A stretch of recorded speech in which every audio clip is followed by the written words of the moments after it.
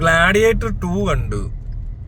എനിക്ക് മറ്റേ gladiator 1 husband of a murdered wife, father of a murdered son എന്നൊക്കെ പറഞ്ഞ അളിയൻ ഭയങ്കര സീൻ.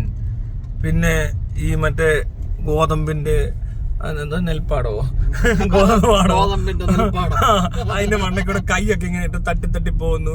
മറ്റേ എന്നിയുടെ ഒരു വല്ലാത്ത പാട്ട്. ഈ സീനൊക്കെ കണ്ടിട്ട് നമ്മളോ വൈഫ് സണ്ണെന്നൊക്കെ പറഞ്ഞിരിക്കുമ്പോ ഈ പടത്തിനകത്ത് അവന് അവിഹിതത്തിലുള്ളൊരു മോന്റെ കഥയായത്.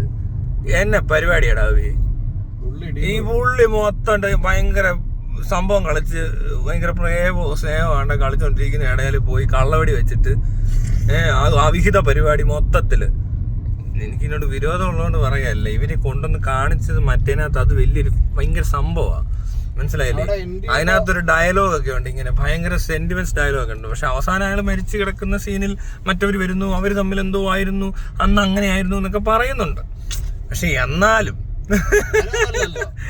അങ്ങനല്ലല്ല നമ്മുടെ ഒരു രീതി അതല്ലടോ. എന്നാലും അന്നത്തെ കാലത്താണെങ്കിലും അതത്ര എന്തിനാ ഇങ്ങനെയൊക്കെ പിന്നെ കൂടുതൽ ഡയലോഗ് അടിക്കാൻ പോകുന്നത്? ഒരുമാതിരി ആളെ പറ്റിക്കുന്നവരുടെ അങ്ങനൊന്നും ഇല്ല, അതിന്റെ ആവശ്യമില്ല. ഇത് ഓവർ അവിടെ ഇവിടെയൊക്കെ ചെന്ന് എന്നങ്ങ് പറയുക പുള്ളി.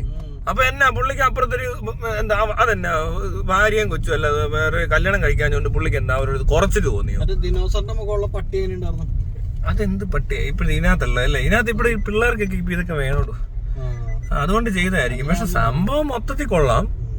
നമുക്ക് അതിനെപ്പറ്റി വലിയ അഭിപ്രായമൊന്നും പറയാനുള്ള സാധ്യതകൾ കുറവാണ്. കാരണം നമ്മൾ ഈ പാവപ്പെട്ട മലയാളികൾ ഈ ഊളപ്പടമൊക്കെ കണ്ട് ജീവിക്കുന്ന ഈ നാട്ടിലൊക്കെ കണ്ടാണ്ട് ഇങ്ങനെയൊക്കെ ജീവിക്കുന്ന ആൾക്കാര് ഗ്ലാഡിയേറ്ററിനെ പറ്റിയൊന്നും അധികം പറയാനൊന്നുമില്ല. പക്ഷെ ഈ പണിയുണ്ടല്ലോ അതൊരു വല്ലാത്ത പണിയാ.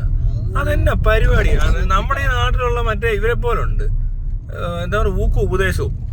ആ ടീമിനെ പോലത്തെ ഒരു പരിപാടിയാണ് കാണിച്ചത് അവൻ, ആ മാക്സിമസ്. കഴിഞ്ഞ പ്രാവശ്യം അവന് എത്ര വർഷം മുമ്പ് ഞാനും അങ്ങനെ വിചാരിച്ചിട്ടില്ല. മാക്സിമസ് ഒരു മാന്യാന്ന് ഞാൻ വിചാരിച്ചു. മാക്സിമസ് ഈ ഡയലോഗ് എല്ലാം അടിച്ചിട്ട് വേറൊരു കൊച്ചിനെ ഉണ്ടാക്കിട്ട് അതും പുള്ളി ആ സിനിമ മൊത്തം മറച്ചു വെച്ചെന്ന് മനസ്സിലായി. ഒരു സിനിമ മുഴുവൻ മറച്ചു വെച്ചിരിക്കുകയാണ്. എന്നിട്ട് അടുത്ത പടം വന്നപ്പോഴാണ് നമ്മളൊക്കെ അറിയുന്നത് ഇത്, മനസ്സിലായോ? അതെന്നാ പരിപാടിയാടാ?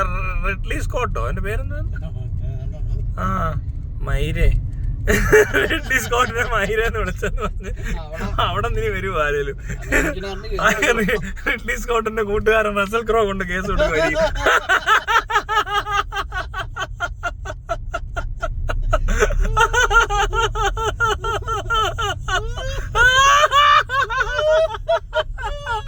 എന്നിട്ട് റസൽ ക്രോ അടുത്ത ദിവസം പോയി ജയിലിൽ കിടക്കുക.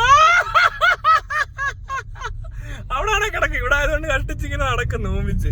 ഇവിടുത്തെ സംവിധാനം അത്ര പോരാ, അതുകൊണ്ട് നമ്മളെയൊക്കെ പിടിക്കുന്നതല്ലോ അല്ലേ? മറ്റേ ഫോട്ടോ ഇതുവരെ കണ്ടില്ല ആരുടെയും. ഒരു പീഡന കേസിലെ പ്രതിയുടെ ഫോട്ടോ വന്നിട്ടില്ല ഇതുവരെ. എന്റെ ഫോട്ടോ വന്നു, ലോക്കപ്പിനുള്ള ഫോട്ടോ. സത്യത്തിൽ അത് വലിയൊരു ക്രെഡിറ്റായി മാറിയേക്കുവാന്ന്. ഇതിനി ആർക്കും എടുക്കാൻ പറ്റത്തില്ല. Last and final photo from the lockup of any പ്രതീസ്. ഏത് പ്രതിയാണേലും ഇനി ഇവരെടുക്കുന്നില്ലെന്ന് തീരുമാനിച്ചു. ഞാൻ എന്ത് ചെയ്യാനാ? ഈ പോലീസുകാരൊക്കെ ഇങ്ങനെ തുടങ്ങിയാലല്ലേ? നമ്മൾ ചെല്ലുന്നിടത്ത് മാറ്റങ്ങൾ നിങ്ങൾ ശ്രദ്ധിക്കുന്നുണ്ടോ? ഇത് കേരളം മാറും, കേരളം മാറ്റും.